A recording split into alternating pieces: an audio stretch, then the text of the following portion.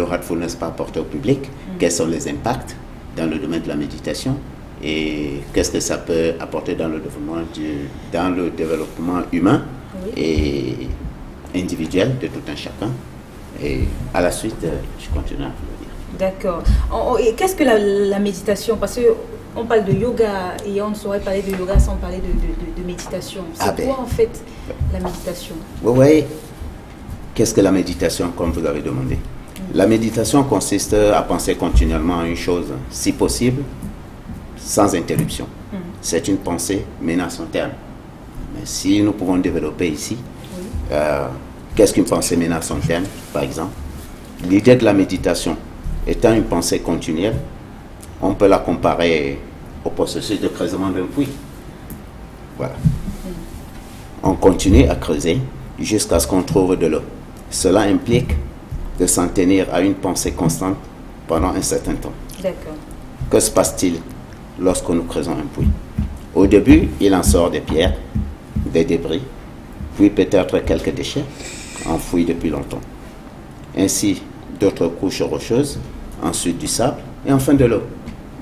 Il en est de même dans le processus de méditation. D'accord. Bien des choses remontent à la surface avant l'émergence de la chose essentielle. D'accord. Alors, si on parle de méditation, ça veut dire qu'on recherche forcément quelque chose. Théodore Douala, dites-nous quels sont les bienfaits de la méditation? Ça, c'est une très très belle question. Personnellement, je fais de la méditation depuis environ 3 mois. Et ce que j'ai trouvé de bien dans la méditation, c'est cette similitude qu'il y a entre le développement personnel et la méditation. D'accord. Le développement personnel, c'est une matière qu'on n'enseigne pas à l'école, mais qu'on aurait dû enseigner dans toutes les écoles. Parce que dans le développement personnel, on vous apprend à développer votre mental. OK? Pour votre bien-être social, professionnel et même sentimental. Bon, quand nous faisons la comparaison de ces effets, nous voyons l'impact économique que nous vivons dans les pays asiatiques aujourd'hui par rapport aux pays africains. Un pays comme l'Inde, qui n'a ni pétrole, ni richesse de sous-sol comme les pays africains, s'est développé et se classe aujourd'hui parmi les grandes puissances économiques. OK? Grâce au développement personnel et à la méditation. Et il en est de même pour tous les pays asiatiques. Donc si les Camerounais et même les Africains en général se mettent dans la méditation, vous comprenez donc que le développement personnel va s'appliquer directement en eux et puis, quelque part, l'économie... Donc cela va contribuer également à développer notre économie, c'est ce que vous voulez pas dire? Tout à fait, tout à fait. Parce que vous savez, dans le développement personnel, on considère que l'être humain a 2 éléments très importants qui sont essentiels pour son développement. Il y a le cœur et il y a son esprit. Votre esprit est comme un jardin. C'est cet esprit qui vous donne le potentiel d'exploiter au maximum ce que vous avez en vous. OK? Et ce jardin, si vous ne l'entretenez pas correctement, OK, vous ne pouvez pas avoir de belles plantes. D'accord. Vous savez, ce que vous plantez dans votre jardin vous produit de l'abondance. C'est la loi de l'abondance. Si vous respectez certaines règles de la nature qui veulent que pour qu'une plante germe, il faudrait qu'il y ait un certain nombre de conditions qui soient réunies pour pouvoir la permettre de bien germer. D'accord. Donc méditation, développement personnel, on va rester justement avec la méditation. Pour cette fois donner la parole à Marie-Berthe. Comment la méditation du cœur peut nous aider à gérer le stress? Parce que le stress, on en parle et on en parle tout le temps. Marie-Berthe, bonjour. Merci, bonjour.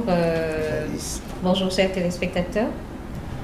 Alors dites-nous comment la méditation du cœur peut nous aider à gérer notre stress. Très bien, déjà, lorsque nous parlons méditation du cœur, vous avez entendu Michel Bellec et Théodore Douala. La méditation du cœur nous permet de gérer en effet le stress, parce que ça permet de garder le meilleur de nous. Et comment? Rentrons dans cet argumentaire. Vous constaterez que la plupart d'entre nous sont quotidiennement confrontés au stress. Nous avons à faire face à un monde de compétition, de développement, de culture du résultat et de changements accélérés. Alors, notre besoin d'éviter douleur et souffrance nous laisse à bout de force. Le contexte culturel complexe de la vie d'aujourd'hui fait que le stress est presque aussi présent à la maison qu'au travail. Alors, gérer le stress tout en maintenant un niveau de performance élevé, aussi bien chez soi qu'au travail, nous accable et nous conduit souvent à l'épuisement. Bien. Comment la méditation du cœur est-elle? Dès le premier jour, lorsque vous commencez à pratiquer, vous allez constater qu'elle favorise le voyage de retour vers le plus profond de notre être. Comment expliquer ça? Toute solution est en vous. Lorsque vous méditez, vous allez au plus profond de vous, vous apprenez à vous prendre en charge et vous gagnez quoi? Meilleure santé, stabilité émotionnelle, développement de votre potentiel. Donc c'est un peu ça. Et en prenant de la distance avec le stress pour aller vers le cœur, nous commençons à apprécier la simple expérience intérieure. Donc c'est vraiment formidable lorsque vous mettez à pratiquer cette méditation, la relaxation. Et progressivement, le besoin de renouveler cette méditation se développe en nous et elle devient une habitude qui nous procure cette tranquillité indispensable à la vie, la créativité et la santé.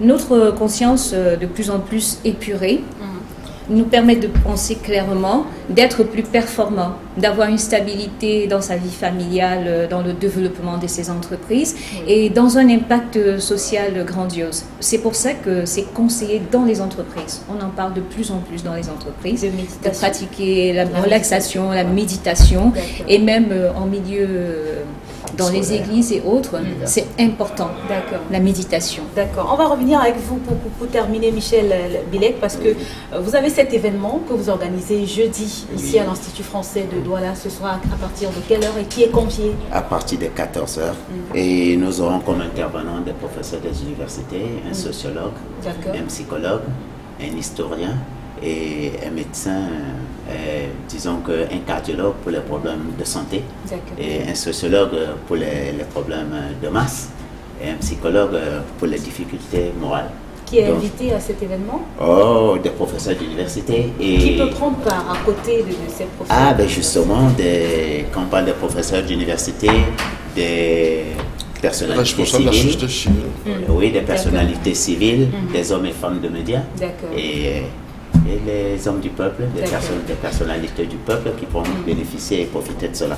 Et en passant, je profite... Assez rapidement, parce oui, justement, puisqu'il y a une ouverture prochaine à Douala et Yaoundé, un complexe Heartfulness qui donnera toutes les possibilités. Et je crois que nous reviendrons dans les jours à venir auprès de vous avec l'accueil que vous nous avez réservé. C'est inévitable. Merci à vous en tout cas d'être passé. On aura beaucoup appris et c'est clair qu'on apprendra encore beaucoup avec Heartfulness. Merci à vous Théodore Douala. Merci à vous également Michel Bilek. Merci à Marie-Berthe qui est de l'autre côté. Mesdames et messieurs, la suite de Cadence matinale, c'est santé et bien-être avec Florent.